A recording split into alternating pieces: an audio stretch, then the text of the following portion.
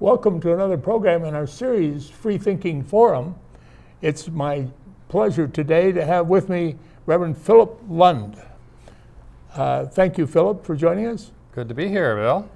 And I've known you as a Unitarian Universalist minister for many years, and particularly with the field staff of Prairie Star District Unitarian Universalist, and now with Mid-America region. The Mid-America region, that's right.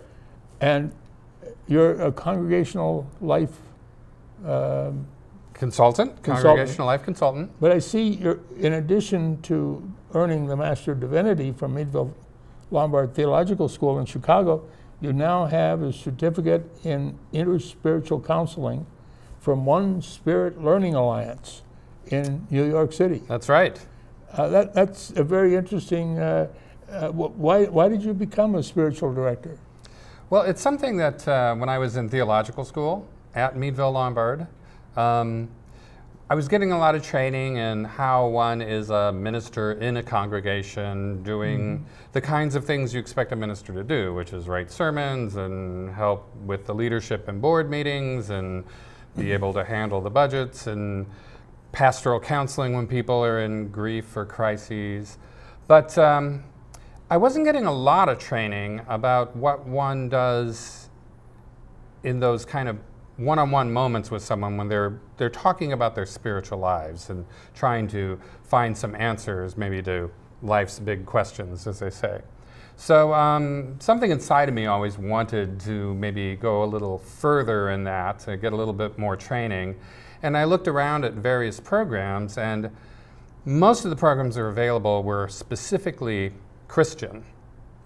And this training I found in New York City from the One Spirit Learning Alliance is what they call interspiritual, where they look at all the variety of different kinds of religions, including humanism, and talk about having those kind of spiritual one-on-one moments with people coming from a sort of a broader sort of perspective than one might get just looking at it from the Christian perspective, say. Well, I'm glad you discovered it. I am too. And so what did it take to, well, maybe I should ask first, what is spiritual direction? Oh, that is a good question. I think the short answer, and again, this answer is kind of theistic to start, but the short answer is being with people when they're trying to discern how God is moving in their lives, but we could say the holy or the spirit or the divine or just the inner guide or the conscience of someone, how that's moving in your life, and then trying to discern how you might respond to it. So some people might call it the promptings of the Spirit, some people might call it, following God's plan for them, but as a humanist and an atheist, I kind of think of it as trying to get a sense of where one fits in the universe, and how one can act in a way that has integrity and authenticity. So it's helping people discern that. That's what spiritual direction is about. Authenticity. For me it is, yes. Yeah, and I can imagine some people whose beliefs differ from their spiritual director might have difficulty learning, really having spiritual guidance. That's true, yeah. If somebody has a certain set of beliefs and they talk to someone who perhaps has a different set of beliefs, they might have a hard time kind of connecting, trying to find where it is they can hear that inner voice or whatever that's calling them. So that's what the inner spiritual training was really about, was to help be with people from a variety of religious or non-religious backgrounds. I think most spiritual directors can do that, but some of them really do come out of their tradition. So if they're Christian, Lutheran, Catholic, or Buddhist or Jewish, they might really, that might be the perspective you're really going to get from them. But the interspiritual perspective, I think, really works well with a more humanist perspective on religion and spirituality. And you mentioned a number of different definitions of God or similar words. I wonder if what one way to get at that might be that which is most worthy of devoting your life to. That's very good. That's a good one. That which is most worthy to devoting your life to. Yeah. Yeah, and that might be the prompting that somebody has, and that might be a reason they want to see a spiritual director, is they're feeling that they aren't following that which is most worthy in their lives to follow, and they might want a little guidance or just someone to talk to about that. Yeah. So that's a good one. I have a definition of God that I like too. What's that? Well, it's from Jim Eller, another Unitarian Universalist minister, but I once heard him say that God is that which is in each of us, but is greater than all of us. So that sense of something that's more whole in the universe, and that we're a part of it, and that we can somehow get in tune with that in some way. So I like that definition too. Good. Well, I've found that for the balance of my life, I'm in a way defining my God by saying I'm a citizen of humanity. Yep. And caring for nature. Because we all depend on it. Yeah, and I think the human perspective on life and the universe, that's the perspective we have. And so that, you know, if you look at all of life, our citizenship is with humanity. Yes, yes, so that works. So where does this whole heritage of spiritual direction come from? Yeah, yeah. Is it just come out of the ministry, or? Well, it started, at least this particular strain, started in early Christianity, and one of the first places it showed up was with the Desert Fathers and Mothers. That was maybe around 300 AD. These would be spiritual leaders, perhaps, but who decided to move out of the city and the crowd and go off into the desert. And they lived by themselves, and they just kind of were there spending time with God. That was what their purpose was. But they weren't completely hidden away, and they would come and either talk with people. They would come back and talk with people, or people would come and visit them, and they would ask them, they would say, give us a word. Just tell us, you know, give us something about the spiritual life to think about, to consider. And so they were kind of spiritual counselors in a way for the people who didn't have the time to go off to a desert cave and commune with God all the time.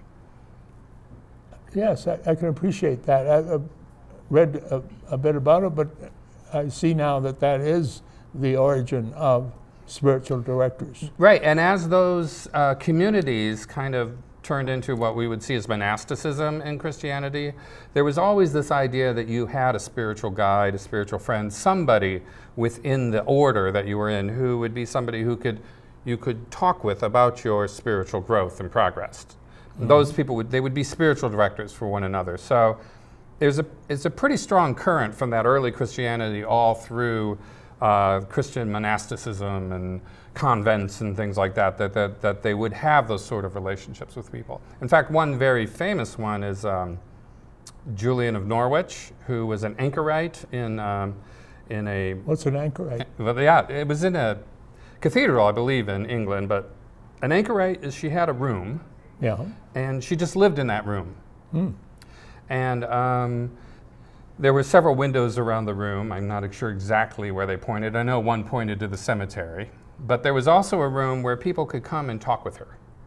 And she could give spiritual counsel to people. So she was a spiritual director within that one room that she lived in. Yep, within that one room. It's kind of like the Desert Fathers, but she was actually in the town, attached to the cathedral, the church, but people would come and talk with her about spiritual subjects. Well, is this something like confession? Not quite. You know, confession would be a sacrament where you would need a priest to do this. This is why women could be involved in this, because they didn't need to be priests in order to do this. And in monastery, lay brothers could be spiritual friends, spiritual directors to one another. So it kind of stayed inside of the monasteries, inside of the convents, and in recent history, in the United States, in North America at least, around the time of the Vatican II, when the church kind of loosened up a bit. What year was that? Early 60s, 62, 63. The Catholic Church kind of loosened up a little bit, and these women in convents who had been spiritual friends for one another kind of moved out into the world, into the community, offering that kind of counseling and friendship to more than just the people in the convent, just the other sisters. And so spiritual direction in North America, I think, really got a big boost with Catholic sisters coming out into the community and offering spiritual direction to the public. And that's really, that's really where it kind of took hold. And that went on for a good 20, 30 years. And a group called Spiritual Directors International was formed in the 80s, I believe. And primarily, at first, it was those Catholic sisters. And since then, there have been more training programs growing. As we mentioned earlier, people have been specializing in, next Protestant spiritual direction, and then Jewish spiritual direction, Buddhist spiritual direction, Unitarian Universalist spiritual direction, Humanist spiritual direction. There's just kept growing. Yeah, I'm using a book by Phillip now called Life After Faith. And it strikes me that that's a key point in a person's life that needs spiritual direction. Yes, definitely, definitely. If somebody was looking to their faith tradition, their church, for guidance and direction about how to live their spiritual lives, and then decided that that was no longer for them, that particular faith tradition, that particular church, then yes, they would have lots of questions about how to continue their spiritual lives without that kind of scaffolding. And how to find a spiritual director. Yes, yes. And Spiritual Directors International does have a service where you can find spiritual directors. It's really great. Oh, good. Yeah. Including you. Yes, including me, yes.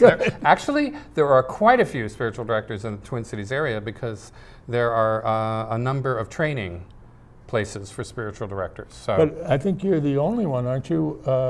Interspiritual counseling? There's a couple of us here who've gone to this One Spirit Learning Alliance in New York. But yes. One Spirit. Yes. So there are a few of us who've been trained in this interspiritual counseling type of spiritual direction. Good. Well, you don't have all multi-millions of us to care for. So, have you counseled humanists and atheists? Yes, I have. And how can spiritual direction be helpful for them? Well, one way is exactly what you said. Oftentimes when I see somebody who's moved out of the tradition of their youth, that's kind of the first thing they sort of want to do, is kind of talk about how they moved away from the faith of their youth, of their families, and how they kind of found faith in another area. And sometimes it's interesting to talk with them about where the correlations are, where the breaks are, where the continuity is, where they've had to kind of start over, maybe start building a new aspect of their faith from scratch. So that's often where we start, is we look at their faith story and we talk a bit about their tradition that they came out of, and what the strengths of that are, and also what the weaknesses, what the painful parts of it are, and trying to bring that together so they can move forward in their spiritual growth from a more whole place. So that's the first place. Another place is sometimes people get closer to the end of life, which it can start almost any time as soon as you start seeing that on the horizon. Most people don't believe they'll have an end of life. But some people, they start to see that on the horizon, and they start to have those questions that people do have about that. In fact, a couple definitions I really like about, one, spirituality, and two, about religion, kind of really focus on life and death. So Elizabeth Lesser, who was one of the founders of the Omega Institute, a learning place, a learning environment where people come and do all sorts of Where's things. that? Where's that? Where is it? I think it's in New York. Oh. Yeah. But she calls spirituality a fearless, relaxed, open-hearted investigation into life and death. Wow. You like I that? like that. Yeah, yeah. I mean, Fearless. Yes, yeah. Fearless and relaxed And relaxed. and open-hearted. Yeah. And you're looking at both your life and the reality that you're going to die. And you're not afraid.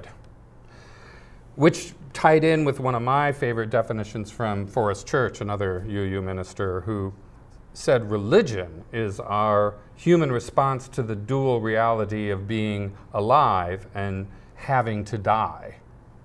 And knowing that we must die, we question what life means. Yeah. And then he has these big questions. Where did I come from? Who am I? Where am I going? What is life's purpose?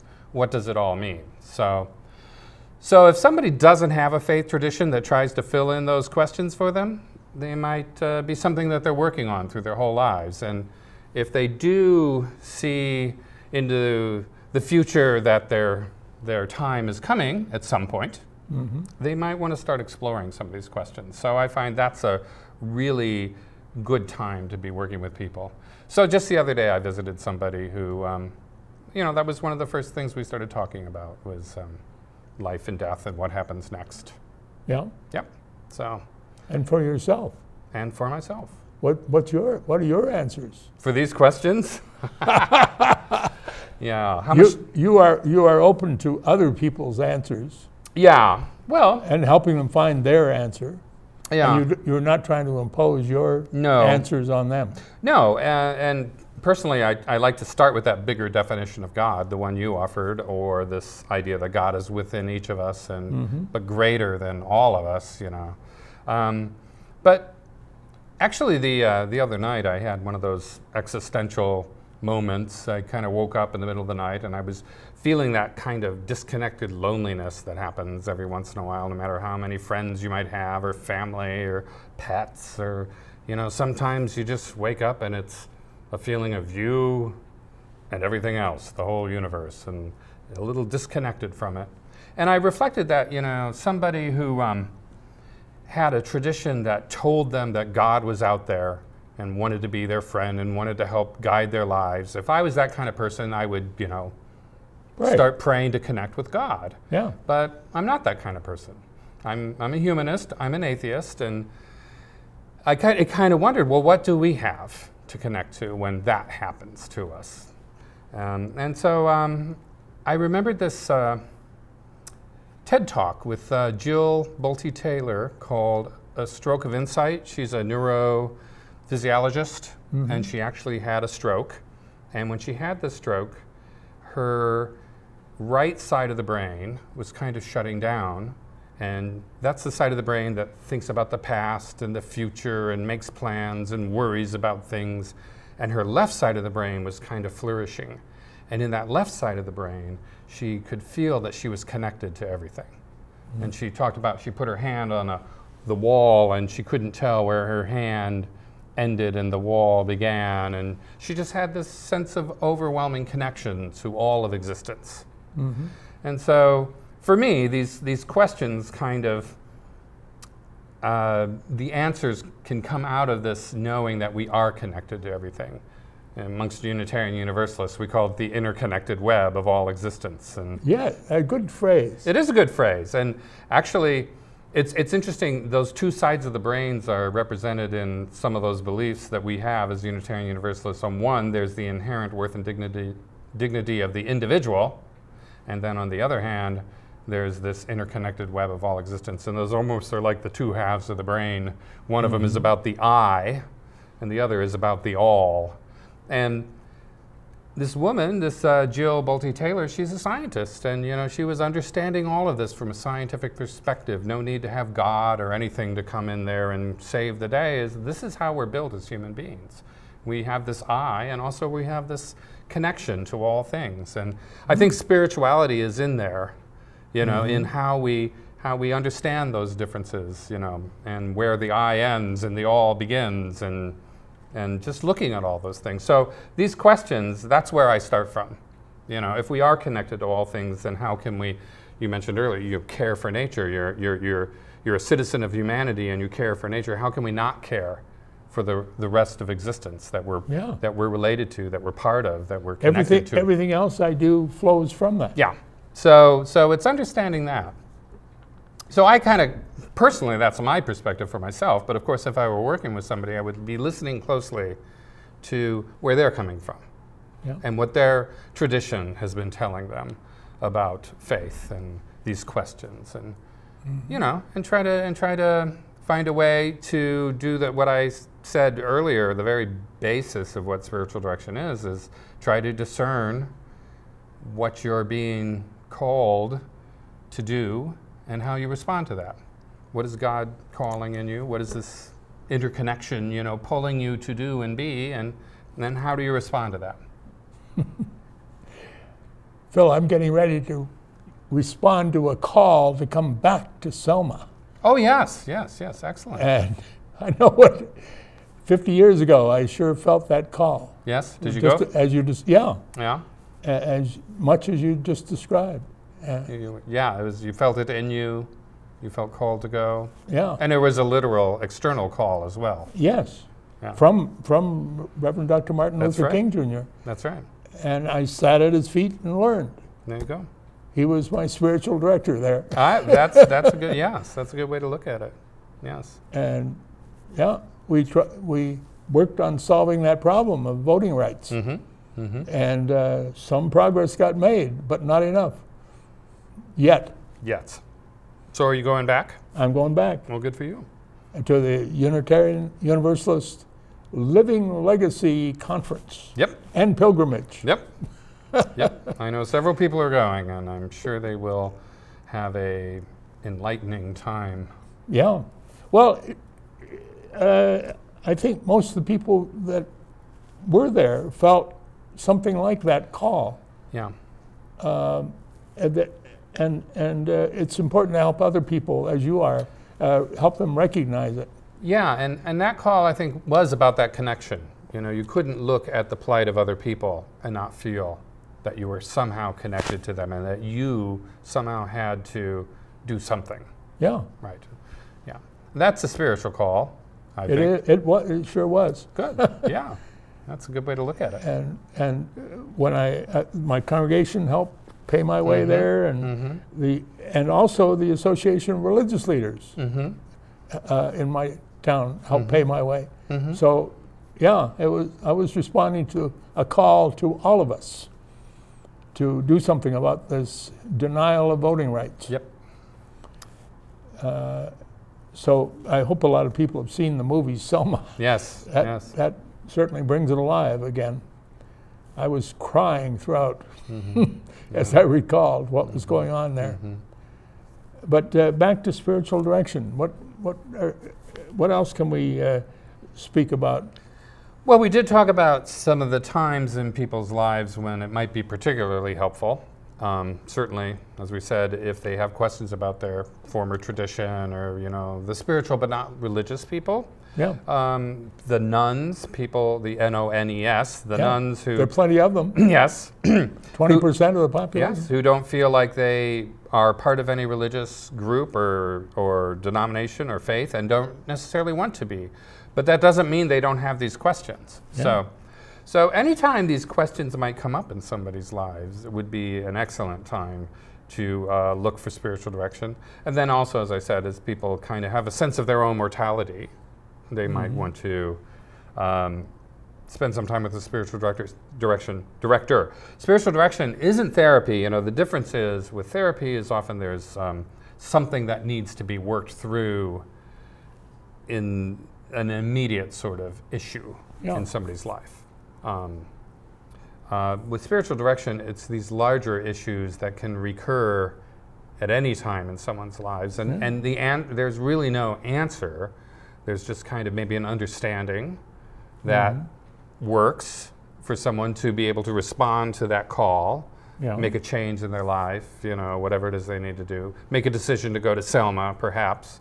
Whatever it is, you know, that they really want to work through, that might be a good time. Make a decision about changing a job. Changing their job, yes. Discernment's a huge part of it, and what discernment I like about the idea of discernment is that it does include the whole, right? If changing jobs is a good example. One could say, well, I'll make more money and decide to do that. But, you know, what about their partner or their children? Or is there a matter of relocating or friends and family, or just a lot of things to weigh? And I know people do that, but sometimes it's good to do that with somebody who helps you look at the bigger picture. And that's what discernment is about, and spiritual direction is very much about discernment. I think it'd be good for more people to have spiritual direction. Yeah. Because sometimes, for example, they change jobs without thinking about the impact on their spouse. That's right. That's right. And so it doesn't play out the way they wanted it to. Yeah. And while it may not rise to the level of something where they would need therapy or counseling around it, it might be something that they need to work through and talk with somebody about. Yeah. If they're a member of the church, they might talk to their minister or pastor about it. But if they're a nun, a spiritual but not religious person, or somebody who's not particularly attached to any one religious community, they might want to find somebody to look at the larger issues with them. Do you sometimes do spiritual counseling for a husband and wife together? You can do that. I haven't done that. We did talk about it in my training. Yes, you can do that. And I think oftentimes, just what you're saying, those questions come up. Or is it better to do it separately? Well, actually, I'm kind of in between on that. I appreciate doing... It probably differs for different couples. I like one-on-one spiritual direction, but my preference is actually for group spiritual direction. Oh, groups. Yeah, yeah. Oh, tell me more. Well, you have a facilitator who may or may not be trained as a spiritual director, but they are trained in the process of spiritual direction, at least group spiritual direction. And what you do is get together with a small number of people, 3 or 4 or 5 at the most, and the process basically is silence. There's a lot of silence in spiritual direction. Silence, sharing. Somebody will share something out of their spiritual lives, and it could be, you know, just that first thought of getting a new job and kind of anxious about all the changes. But they'll put that out there as something that they're beginning to need some discernment around in their lives. And then there's more silence. And then the other people in the group respond, but they don't respond trying to fix anything. They don't respond trying to give any specific answers. Really what they respond is from a place where their spirit was touched by hearing what the presenter said. So rather than saying, you know, Bill, when you... go ahead. I've just realized chalice circles is one example of that. Yes, it's very much like that. I've had a marvelous time with chalice circle. Yep, that's it. Yeah, when you get a bunch of people together, not a bunch, it actually needs to be kind of a limited number. Yeah, 4 or 5, because the ideal situation is you spend a couple hours where everybody has a chance to share. Yeah. Yeah, so you can't have 8 people or 12 people. So those groups are deliberately small. And there is some symbolism that helps recognize the beginning and end. Yes. Lighting a candle or whatever. Yes. That's what the facilitator is there to do, too. They may not be there to offer much of anything other than keeping track of the time, making sure that silence space is kind of open, the spaciousness we call it. You know, you make room for the spirit or whatever, that which is in each of us but greater than all of us, to kind of bring things together for us. And I think a lot of it has to do just with human empathy. You know, again, something that can be looked at scientifically too, but when humans get on the same wavelength about something and there's enough room to make some careful consideration of something, that we actually, you know, start to feel closer. And so I think empathy has a lot to do with these groups. And what you practice in those groups with a small number of people then kind of overflows into your life, and you have more empathy for people in your everyday life, not just when you're in that group. But, you know, yes, you would respond to somebody not by saying, oh, when I had a chance to get a new job, I made a checklist and I went through this and that. What you would say maybe is, when I remember, when you told me about you having anxiety about thinking about a new job, it just touched me in a place because I had a similar anxiety when I was looking for a new job too, and I know that that's a very difficult place to be in. Yeah. You might just respond that way and not say anything more, Yeah. but you're just kind of... My understanding is that in the Chalice group, at least, a group spiritual direction, we were only, when we spoke up, we were speaking for ourselves only, and to the entire group. It was not a discussion. Yeah, it's not a discussion. There's no crosstalk. There's no answering questions and follow-up questions. It's really just kind of offering what my kind of spiritual, emotional response is to what you might have said. Now, you used the word emotional. Is it simply emotional? Spirituality, or what's going on in these groups? Yeah. Well, I think as humans, that's one of the first things we notice if we tend to it. We can. But spirituality is more than emotion. Yes, I would say so. I think emotions have a lot to do with our energy, but when Jill Bolte Taylor talked about that connection to everything, she talked about it as being energy as well. So I think, we experience a lot of those connections as emotions. Okay. Well, that was it. Thank you, Phil. Okay, Bill.